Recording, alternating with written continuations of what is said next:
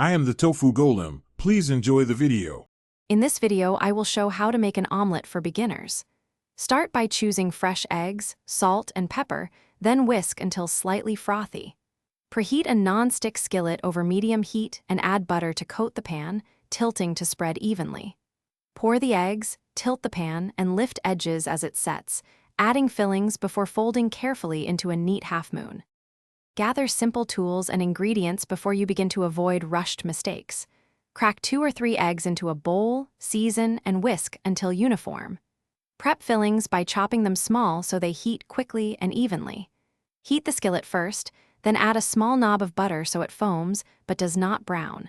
This creates a silky surface for the eggs and helps prevent sticking.